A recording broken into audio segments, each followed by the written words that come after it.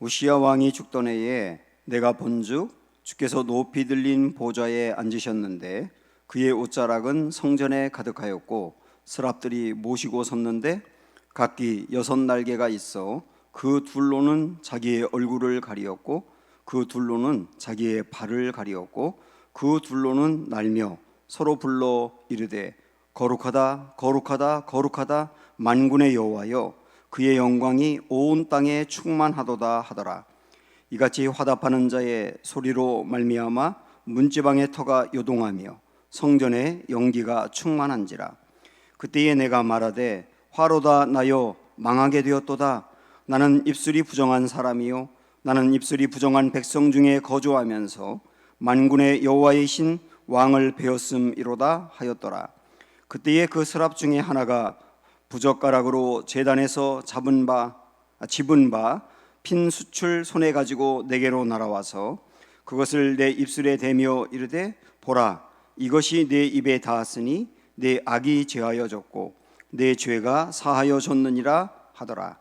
내가 또 주의 목소리를 들으니 주께서 이르시되 내가 누구를 보내며 누가 우리를 위하여 갈꼬 하시니 그때에 내가 이르되 내가 여기 있나이다 나를 보내소서 하였더니. 아멘. 레이븐 힐이라고 하는 그 훌륭한 영성가가 계시는데요, 그분이 이런 말을 했습니다. 기독교의 영성은 세 군데를 보는 것이다. 먼저 위를 보고 그 다음은 내 안을 보고 그 다음은 밖을 보는 것이다. 그렇게 말을 했어요. 저는 이 말이 옳다고 생각을 합니다. 그래서 이 말씀을 가지고 저는 3단계 영성이다 라고 하는 이 제목을 붙여봤습니다. 그러면 위를 본다는 거하고 내 안을 보는 거하고 밖을 본다는 게 무슨 말일까요? 오늘 하나님께서 이사야를 선지자로 부르시면서 하셨던 말씀들, 있었던 일들이 바로 이 3단계 영성을 보여주고 있습니다. 먼저 이 말씀의 배경을 한번 볼까요? 우리 1절에 보시면 우시야 왕이 죽던 해에 라고 시작을 합니다. 우시야 왕은 남유다의 왕인데요, 16살에 왕으로 등극해서 무려 52년 동안을 통치한 사람입니다. 솔로몬 이후에 남유다를 가장 강건하게 만든 사람이 이 우시야입니다. 국제적으로는 이스라엘의 유다의 위상이 높아졌고 내부적으로는 경제적으로 부흥을 이루게 되었고, 그리고 그 개인적인 신앙도 다윗의 뒤를 따라간다고 할 수 있을 정도로 훌륭했습니다. 그런데 그 우시야 왕이 무슨 일이 있었는지 갑자기 이 사람의 마음이 높아져 가지고 정말 해서는 안 될 사건을 벌이게 되거든요. 원래 이 이스라엘은 하나님께 제사를 드리는 일이나 성전 안에 들어가서 이렇게 향을 피우는 걸 분향하는 일이죠. 이 분향하는 일을 제사장만 할 수 있어요. 그런데 이 우시야 왕은 제사장만 할 수 있는 일을 자기가 하겠다고 하는 거예요. 제사장들이 깜짝 놀래가지고 아사리아라고 하는 제사장을 비롯해서 80명의 제사장이 왕을 만류하면서 절대로 그러면 안 된다고 했는데, 이 우시야는 화를 내면서 내가 하겠다고 하며 향에 불을 피우다가 나병에 걸리게 된 거예요. 그 다음에 격리가 되고 그러다가 결국은 나병으로 비참하게 인생을 마감하게 됩니다. 첫 시작은 참 훌륭했는데 이 사람의 마지막은 정말 안타까웠던 겁니다. 이렇게 우시야라고 하는 왕이 비록 나병으로 죽기는 했습니다마는, 그러나 우시야 왕이 통치할 때 유다가 워낙 강건하고 부강했기 때문에 그 왕이 죽었다는 소식은 큰 충격인 거예요. 지금 이때 이스라엘의 그 유다의 분위기를 생각을 해봤는데요, 사람들이 하나같이 앞으로 우리는 어떡하지? 이 나라가 다시 약해지는 거 아니야? 나라가 혼란스러운 거 아니야? 우리의 행복은 끝나는 거 아니야? 주변에 있던 나라들이 우시아 왕이 있을 때 꼼짝 못하더니 왕이 죽고 난 다음에 다시 우리나라를 쳐들어와서 전쟁이 일어나는 것은 아니야? 이런 여러 가지 많은 추측들이 난무하면서 사람들이 공포와 두려움에 빠지면서 나라가 일대 혼란에 빠지게 된 겁니다. 저는 이 말씀을 이렇게 묵상하는데 오늘날 우리나라 생각이 나는 거예요. 코로나19로 인해서 너무나 혼란스러운 이 나라가 어쩌면 우시아 왕이 죽던 바로 그때와 이렇게 클로즈업 되는 것 같아요. 사람들이 30번 환자가 생길 때까지는 그래도 남의 일처럼 느꼈는데 31번 환자가 생기면서 급속도로 퍼져나가다 보니까, 그리고 우리 교회와 우리가 사는 지역 가까이도 확진자가 나왔다는 얘기를 들으면서 야, 나도 걸리는 건 아닌지, 우리 가족들이 걸리는 건 아닌지, 우리 부모님이 질병에 걸려 있는데 혹시 우리 부모님이 잘못되는 것은 아닌지, 우리 아이들이 걸리면 어떡하지? 야, 이러다가 우리나라 경제가 어떻게 될까? 우리가 회사를 바로 다닐 수는 있을까? 우리 아이들이 공부하기 위해서 학교는 언제 갈까? 뭐 여러 가지 많은 걱정들이 있으면서 우리 마음에 근심이 태산같이 많다고요. 어떤 분들은 코로나19 이 문제는 별거 아니라고 하는 분도 있어요. 내가 지금 안고 있는 문제에, 지금 내가 안고 있는 이 쓰라린 고통과 막막한 현실, 그리고 미래를 생각하면 너무나 암울한데, 야, 이런 문제 생각하면 코로나는 아무것도 아니야, 나는 어떻게 하면 좋을까 하고 걱정하는 분들도 있습니다. 이렇게 우시아 왕이 죽었을 때에 라고 하는 말은 지금 우리가 안고 있는 여러 가지 많은 절망적인 상황을 이야기하는 거예요. 이게 그때 당시의 배경입니다. 이사야는 많은 학자들이 우시아 왕과 가까운 사람이었다고 보고 있더라고요. 어떤 사람들은 우시아 왕이 이사야의 삼촌이었다고 말하기도 합니다. 그렇게 가까운 관계였다고 하면 가까웠던 그 왕이 죽었다는 소식은 이사야에게 더 힘든 일이거든요. 그래서 그랬는지 이사야는 성전에 갑니다. 성전에 가서 놀라운 환상을 보게 됩니다. 이 놀라운 그가 봤던 환상이 우리가 3단계 영성 중에 첫 번째, 위를 보는 거예요. 자, 1절 보시면 우시아 왕이 죽던 해에 내가 본즉 주께서 높이 들린 보좌에 앉으셨는데, 그랬습니다. 이사야가 본 환상은 뭐냐면, 우리 주님이 높이 들린이라고 하는 말은 하나님의 나라를 말하죠. 하나님의 나라의 보좌에 앉아 계신 모습을 보게 된 거예요. 그럼 보좌가 뭡니까? 보좌는 왕이 앉는 의자를 말하는 겁니다. 왕이 그 자리에 앉아서 사물을 보고 뭔가를 결정하고 의견을 듣기도 하고 통치하는 곳이 보좌지 않습니까? 그래서 우리 하나님께서 지금 보좌에 앉으셨다는 말은, 다시 말하면 우리 하나님이 통치자다라고 하는 것을 이사야에게 보여주고 있는 겁니다.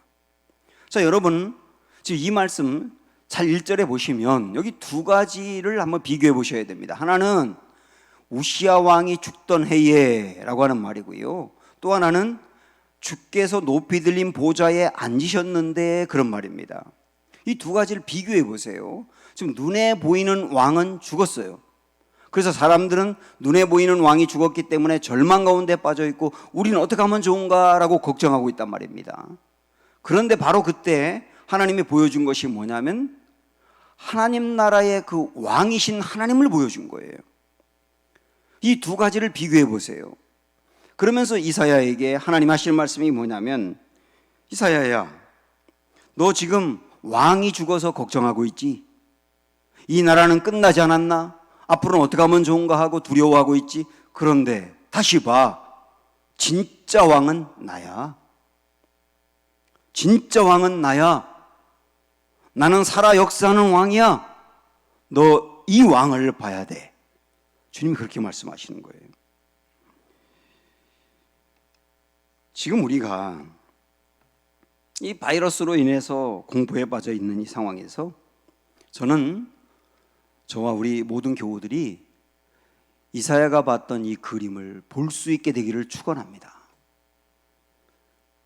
진짜 왕은 하나님이구나. 당장 우리 눈에 보일 때 절망적인 상황이지만 그러나 이 모든 것을 통치하시는 나의 하나님이 살아계시는구나. 진짜 왕은 그분이시구나. 이 그림을 보도록 우리 하나님은 오늘 우리에게 말씀해 주는 겁니다. 이 그림을 봐야만 우시야 왕이 죽은 것을 가지고 두려워하던 이들이 진짜 왕은 하나님이다라고 하는 것을 보아야만 위로가 생기는 것이고 소망이 생기는 거예요. 우리가 하나님이 진짜 왕이다라고 하는 것을 마음에 이렇게 품고 위로를 받을 수 있는 이유가 뭐냐면 오늘 이 이사야가 봤던 환상은 말입니다. 단지 하나님이 하나님 나라의 보좌에 앉아 계신 것만 본 게 아니에요. 그 다음 1절 우리 전체를 다시 한번 볼까요? 우시야 왕이 죽던 해에 내가 본즉 주께서 높이 들린 보좌에 앉으셨는데 그의 옷자락은 성전에 가득했다 그랬어요. 그의 옷자락은 성전에 가득했다. 지금 하나님의 옷자락이라고 하는 말은 하나님의 통치가 미치는 영역이죠. 하나님의 통치가 미치는 영역이 어디까지 와 있느냐면 성전에 와 있는 거예요. 근데 어느 정도냐면 가득했다고 나옵니다. 그러니까 이 이사야는 성전에 가서 하나님이 여기 계시는구나, 왕이신 하나님이 여기 계시는구나, 여기에 충만하게 계시는구나 하는 것을 느꼈다는 말입니다. 우리도 예배를 드리다 보면 하나님이 지금 나와 함께 하시는구나, 하나님이 지금 여기 계시는구나 하는 것을 느끼면서 어떤 때는 눈물이 나기도 하고 어떤 때는 기쁨이 솟아나기도 하고 용기가 생기기도 하고 그렇지 않습니까? 그런 것을 느꼈단 말이에요. 그런데 가득했다는 말은 그것을 충만하게 느꼈다는 뜻입니다. 여기만이 아닙니다. 4절에 있는 말씀을 보시면 맨 끝에 이랬습니다. 문지방의 터가 요동하며 성전의 연기가 충만한지라. 하나님이 거기에 임재 계시다 보니까 문지방의 터가 요동한다는 말은 그것이 움직일 정도로 강력한 하나님의 임재가 있다는 뜻이에요. 그리고 성전의 연기가 충만했다는 말도 하나님의 영광이 거기에 가득했다는 말이에요. 그러니까 하나님 나라에 계시던 하나님이 성전에 계시는 게 보이고 성전 안에 충만한 게 보이고, 여기서 끝나는 게 아니라 이번에 3절 끝에 보시면 만군의 여호와의 영광이 온 땅에 충만하도다 그랬지 않습니까? 그러니까 하나님의 영광이 하나님 나라만이 아니고 성전만이 아니고 온 땅 가운데 충만하다. 지금 이 땅을 봐라. 왕이 죽어서 두려워하고 있지, 절망하고 있지, 힘들어하고 있지, 이 나라 끝났다고 생각하고 있지. 아니야. 온 땅 가운데 하나님의 통치가 미쳐 온 땅의 왕은 하나님이야. 지금 그렇게 주님 말씀하시는 거예요. 오늘 우리도 바로 이 주님을 보셔야 됩니다. 하나님은 통치자이십니다. 하나님은 주무시지도 않습니다. 하나님은 우리 인생들의 문제에 손을 놓고 계신 분이 아닙니다. 하나님은 이 나라를 경영하시는 분입니다. 하나님은 왕이십니다. 이것을 보는 게 첫 번째, 위를 보는 거예요. 절망적인 상황에서 먼저 하나님이 누구신지를 보셔야 된단 말입니다. 이사야는 성전에 하나님의 영광이 충만한 것, 그걸 보았다 그랬는데요, 그것만 본 것이 아닙니다. 2절과 3절을 보시면 스랍들이 모시고 섰는데, 스랍은 천사들이죠. 근데 천사들이 날개가 6개가 있었답니다.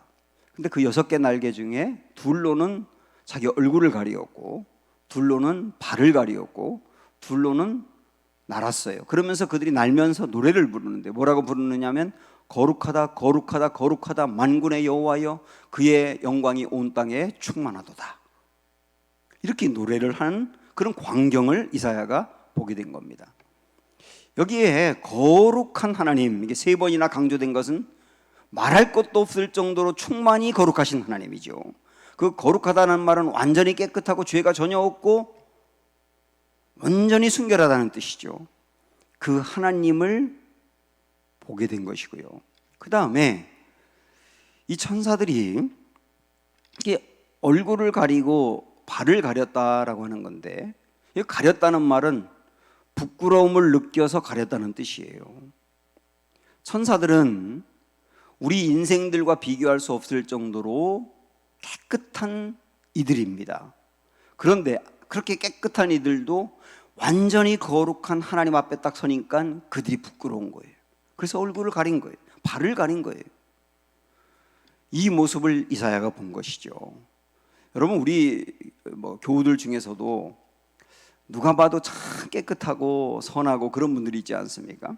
그런데 그렇게 깨끗하고 선한 분이 하나님 앞에서 회개하는 기도를 한다고 할 때, 막 울면서 이것도 회개하고 저것도 회개할 때, 여러분 그 모습을 보면 어떤 생각이 드세요? 야, 저분은 내가 모르는 동안 죄를 많이 졌나 보다, 그런 생각이 드세요? 아니죠. 누가 봐도 깨끗하고 의롭고 선한 분인데 그렇게 회개하는 것을 보면 내 죄가 보이지 않습니까? 그가 회개하는 것을 보면서 내 죄가 보이지 않습니까?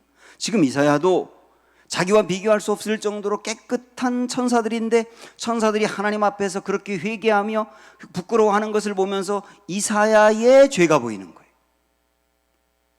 완전히 거룩하신 하나님 앞에 있으니까, 그리고 그 거룩하신 하나님 앞에서 얼굴을 가리면서 부끄러워하는 천사들의 그 모습을 보면서 이사야는 자기의 죄가 보인 거예요. 그래서 이렇게 5절에 고백을 합니다. 이때에 내가 말하되 화로다 나여 망하게 되었도다. 나는 입술이 부정한 사람이요 나는 입술이 부정한 백성 중에 거주하면서 만군의 여호와이신 왕을 베었음이로다 하였더라. 이게 바로 두 번째 우리가 봐야 될 것, 바로 내 안을 보는 거예요. 위를 보면서 하나님이 어떤 분인지를 보고 난 다음에는 나를 보는 겁니다. 근데 필연적으로 하나님이 어떤 분인지를 정말 보면서 하나님의 임재 앞에 있으면 내가 보이게 돼 있습니다. 내 안이 보이게 돼 있습니다. 그래서 이사야는 자기 안을 보는 겁니다. 화로다 나요 망하게 되었도다 고백을 하는 거죠. 아마도 이사야는 다른 사람들보다 한결 깨끗하게 살았을 거예요. 누가 봐도 괜찮은 사람으로 보였을 겁니다. 그래서 이사야도 자기 스스로 이 정도면 괜찮다라고 생각했을 거예요. 그런데 거룩한 하나님 앞에 섰을 때, 그 천사들이 부끄러워하는 모습을 보았을 때 자기의 실체가 보이기 시작한 거예요. 야, 내가 부정한 사람이구나.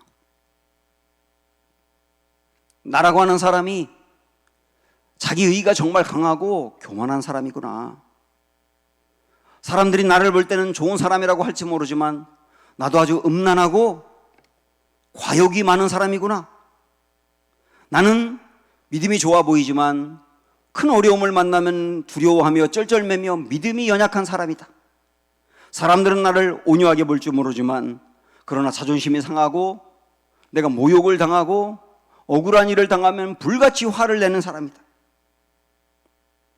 이걸 보는 거예요. 특히 이사야는 자기가 입술이 부정한 사람이다라고 고백하고 있지 않습니까? 그리고 입술이 부정한 백성 중에 거주하면서 그랬잖아요. 그러니까 여기서 입술이 부정하다는 말은 아까 우리가 서두에서 본 것처럼 그 믿었던 우시야 왕이 죽고 난 다음에 나라가 너무 혼란스러울 것 같으니까 야, 이제 끝났다, 틀렸다, 어떻게 하면 좋냐 하면서 불안해하며 두려워하며 걱정했던 그런 입술들을 말하는 거예요. 하나님을 믿지 못하고 현실의 문제 때문에 두려움에 빠져 있었던 그 입술들, 사람들이 제각기 다 그렇게 말하는데 거기에 이사야도 끼어서 똑같이 그렇게 말했던 그 입술이 부정한 사람이라고 고백을 하는 겁니다. 우리도 지금 이 문제 앞에서, 이 어려운 문제 앞에서 하나님을 신뢰하기보다는 이루어지고 있는 상황만 바라보면서 걱정과 염려하면서 하나님을 믿지 못했던 그런 마음과 그렇게 말했던 입술들, 그걸 보셔야 된다는 거예요. 이 문제뿐만 아니라 조금 더 나아가서 우리 가정에 있는 아이들이 이 부모의 마음에 들지 않는 모습을 볼 때 이 입술로 부정하게 말하면서 그 아이들에게 상처 주고 소망을 주지 말했던 그것을 볼 수 있어야 된단 말입니다. 나라고 하는 존재가 어떤 사람인지를 보아야 된단 말이에요. 하나님, 제가 이렇게 하나님이 누구신지를 알지 못하는 사람입니다. 제가 이렇게 믿음이 없는 사람입니다. 제가 이렇게 어려움을 만나면 하나님을 의지하고 기다리는 것보다는 허둥대며 온갖 인간적인 방법과 술수를 통해서 이 일을 처리하려고 하는 사람입니다. 이게 저의 믿음의 실체입니다. 이렇게 나 자신의 안, 내가 원래 지금 현재 어떤 모습인지를 보는 것, 이게 두 번째 영성이에요. 제가 이전에도 고백을 했었지만 제가 참 부끄러운 과거가 있습니다. 제가 청년들 목회를 할 때 한 번은 청년들이 저에게 목사님은 어떤 목사님이 되고 싶으세요? 이렇게 물어본 적이 있어요. 그때 저는 서슴지 않고 뭐라고 말했냐면, 나는 우리나라의 목회자들을 변화시키는 목사가 되고 싶어, 그렇게 말을 했습니다. 그러면서 저는 현재 이 나라의 문제는 결국 목회자들의 문제고, 목회자들이 도덕적으로 깨끗하지 않고 신실하게 목회를 하지 않는 것 때문에 교회가 문제가 생기고 이 땅에 문제가 생겼기 때문에 나는 그 목회자들을 정말 바꾸고 싶어, 제가 그렇게 말을 했어요. 그러다가 복음학교라고 하는 데를 가서 정말 그 복음의 말씀을 쭉 들으면서 저라고 하는 존재가 얼마나 흉측한 죄인인지를 진짜 보게 됐습니다. 저라고 하는 사람이 얼마나 교만한지, 자기의가 강한지, 남 판단하기를 좋아하는지, 내가 옳다고 생각하는 경우는 어떤 경우는 굽히지 않는 그런 사람이라는 거, 내가 주도적으로 무슨 일을 해야 할 때는 정말 열심히 하지만, 그러나 내가 열심히 해도 내 이름이 드러나지 않고 다른 사람의 이름이 드러날 때는 뒤로 빠지는 스타일이라는 거, 그리고 제가 하나님만 정말 의지하고 바라보는 것이 아니고 교회에 힘 있는 사람, 돈 많은 사람, 그 사람들의 눈치를 봤다는 거, 제가 대접받기를 좋아하고 목사로 인정받기를 좋아하고 제가 칭찬을 받지 못하고 사람들이 저를 인정하지 않을 때 얼마나 인정에 목말라 있는 사람이라는 거, 그런 저의 그 속에 숨어 있었던 실체가 복음 앞에서, 하나님 앞에서 다 드러나면서 저의 민낯을 제가 보면서 정말 부끄럽더라고요. 그때 얼마나 제가 회개를 많이 하며 울었는지 모릅니다. 그렇게 저를 보고 그 다음에 제가 어떤 사람인지 알고 나니까 제가 청년들에게 그렇게 이야기했던 게 다시 떠올라서 정말 쥐구멍이라도 들어가고 싶었어요. 천사들이 하나님 앞에서 부끄러워서 얼굴을 가렸던 것처럼 저의 모습 전체를 가리고 싶었습니다. 문제는 다른 목사에게 있는 것이 아니라 바로 내가 문제라고 하는 것을 정말 알게 됐고요. 지금도 이 코로나 문제가 다른 어느 누구에게 있는지 막 사람들이 다 누구 책임이라고 말하고 있지만, 그러나 목사인 저의 책임이다 라고 고백할 수밖에 없고요. 제 안을 보게 되는 것. 저는 여러분께서도 하나님 앞에서 내 속에 숨어있는 바로 나가 누군지, 형편없는 나가 누군지를 정말 볼 수 있게 되기를 축원합니다. 이걸 보는 게 내 안을 보는 두 번째 과정이에요. 반드시 봐야 됩니다. 그런데 이렇게 내 안을 본 다음에는 반드시 다시 위를 봐야 돼요. 다시 위를 봐야 된다고요.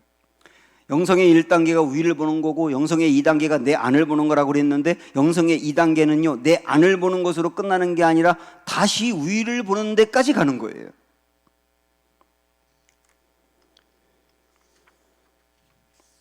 이사야도 내가 부정한 사람입니다 라고 하나님 앞에 회개를 하면서 내 안을 보고 난 다음에 그 다음에 다시 위를 봅니다.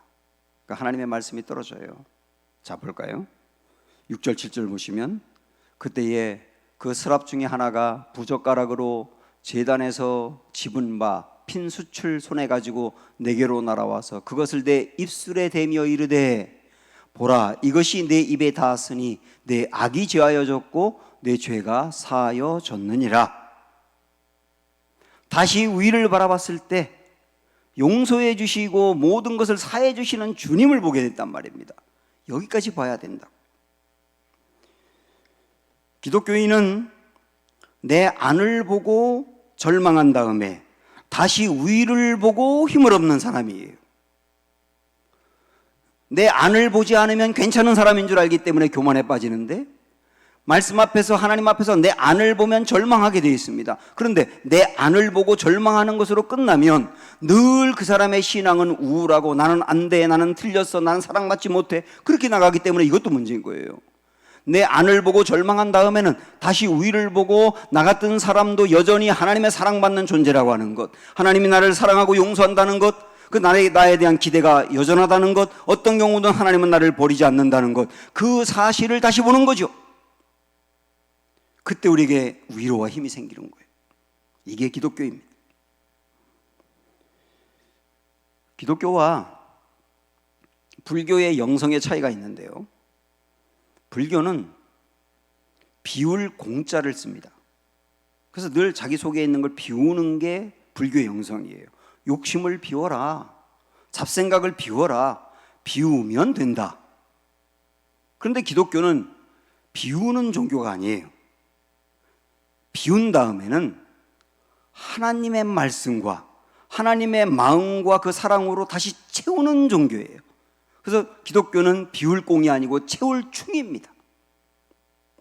물론 채우기 위해서 비우는 거죠. 그게 내 안을 보는 거 아닙니까? 내 안을 본 다음에 하나님의 사랑으로, 하나님의 용서로, 하나님의 회복으로, 하나님의 충만함으로 나를 다시 채우는 거. 그래서 그 다음에는, 예, 주님, 저 같은 사람도 사랑하시는군요. 저 같은 사람도 기회가 있군요. 저 같은 사람도 하나님 다시 쓰기 원하시는군요. 예, 감사합니다. 그것으로 충만해지는 게 기독교라고요. 여기까지 가는 게 2단계예요.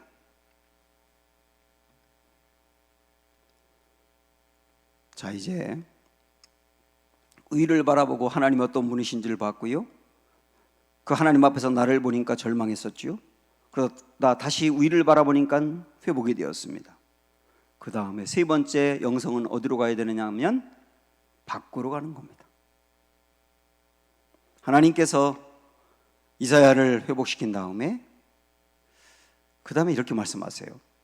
8절 보면, 내가 또 주의 목소리를 들으니 주께서 이르시되 내가 누구를 보내며 누가 우리를 위하여 갈고 하시니 그때에 내가 이르되 내가 여기 있나이다, 나를 보내소서 하였더니, 하나님께서 지금 이 민족이 형편없는데 이 민족 가운데 누가 갔으면 좋겠는데 누가 갈까? 일부러 그렇게 물으시니까 그때 이사야가 제가 가겠습니다 하고 결단하고 밖으로 가게 되는 거예요. 이 세상으로 가는 것이죠. 지금 유다의 상황은 우시아가 신앙생활을 나름대로 잘 하다가 그 다음에 뒤에 망가졌기 때문에 백성들의 신앙도 다 망가졌고, 그리고 하나님 보실 때 형편없는 모습으로 추락해 있어요. 하나님은 그들 가운데 이사야를 보내고 싶은 거예요. 그들을 회개시키고 하나님께로 돌아오게 하고 싶은 거예요. 그런데 하나님이요, 이사야를 보내겠다고 하시면서 그 다음 이상한 말씀을 9절에 하십니다.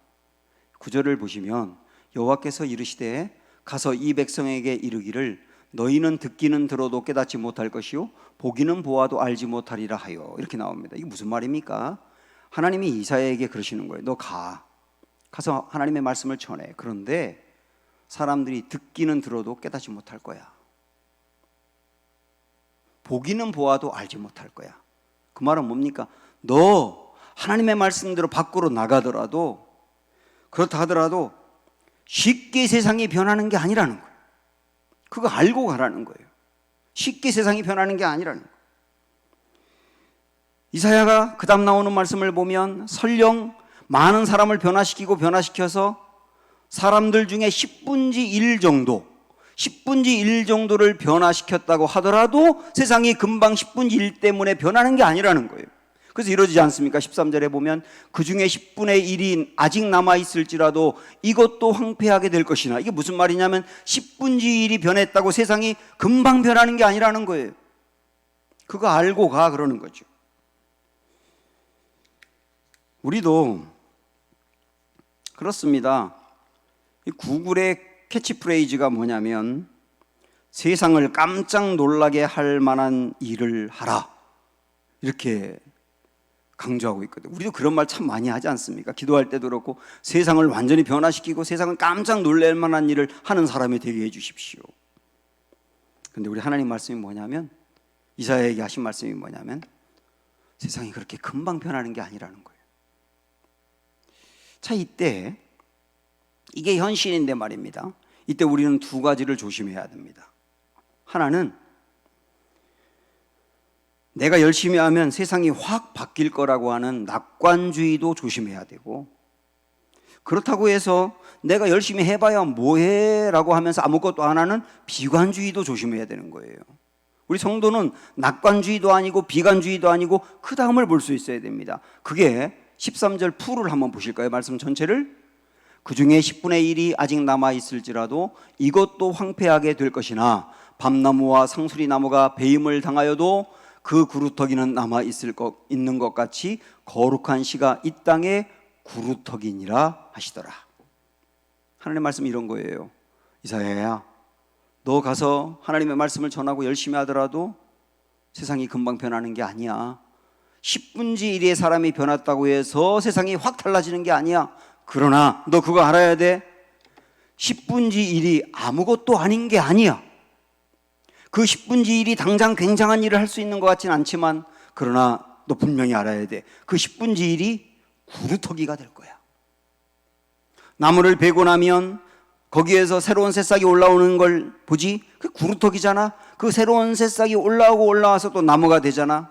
이 10분지 1이 당장은 아무것도 아닌 것처럼 보이지만, 그러나 그 10분지 1을 통하여서 하나님이 다시 새로운 일을 행할 거야. 그러니까 너 소망을 갖고 나아가 주님의 일을 감당해. 그렇게 하는 거 아닙니까? 주님의 부르심은 굉장한 게 아닙니다. 내가 할 수 있는 자리에서 지금 내가 해야 될 일을 하는 게 부르심이에요. 거기서 하나님의 일을 감당하는 거예요. 그런데 굉장히 놀라운 일을 할 거라 여러분 그렇게 생각 안 하셔도 괜찮아요. 우리 팀 켈러가 얘기했던 이 문구를 한번 마음에 새겨보십시오. 같이 볼까요? 시작. 우리는 완벽한 모범이 아니라 그리스도를 가리키는 나침판이 되라. 예, 우리는 많은 사람들에게 완벽하게 이렇게 하면 돼라고 보여주는 모범이 되지는 못한다 하더라도, 그러나 어떤 방향으로 가야 될지 알려주는 나침판은 될 수 있지 않느냐.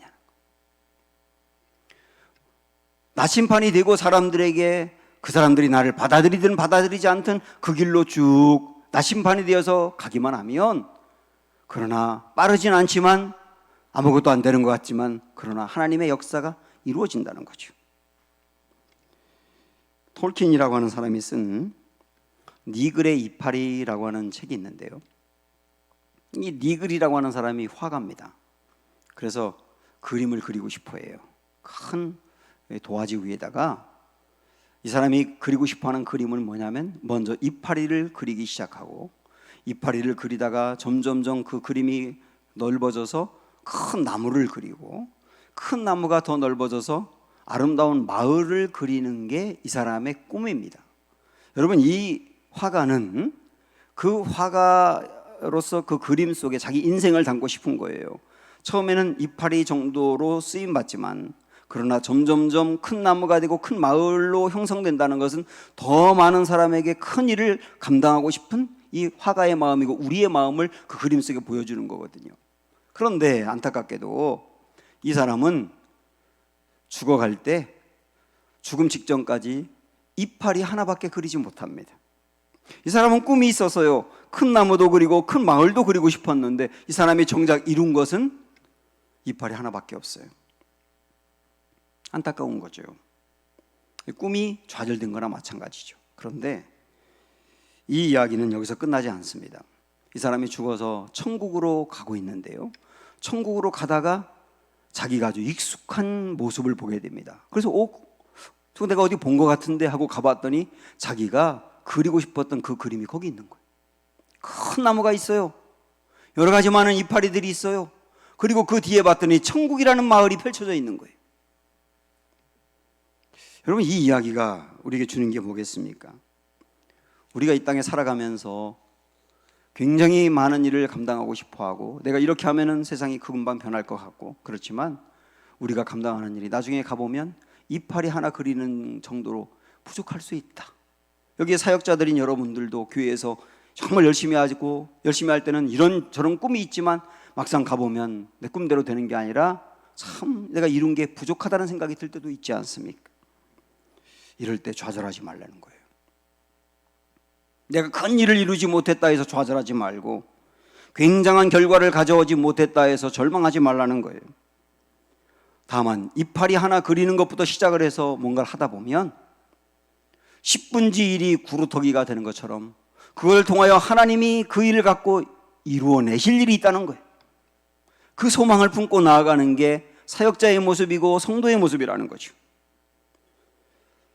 코로나로 인해서 굉장히 어려워하는 사람들에게 여러분이 있는 자리에서 사람들에게 소망을 주십시오. 내가 가지고 있는 마스크 하나를 건네주십시오. 두려워하고 있는 그들을 위해서 기도하십시오. 남들이 낙심하는 말을 할 때 덩달아 낙심하지 말고 소망의 이유를 이야기하면서 그들에게 마음에 다시 일어날 수 있는 용기를 주십시오. 그리고 많은 어려운 가운데 빠져있는 여러분, 우리 하나님을 보았으니까 그 하나님의 소망을 품고 다시 달려갈 수 있는 은혜가 있기를 소망합니다. 방향만 맞으면 됩니다. 함께 찬양하죠. 하늘 보자 우리 함께 부르겠습니다.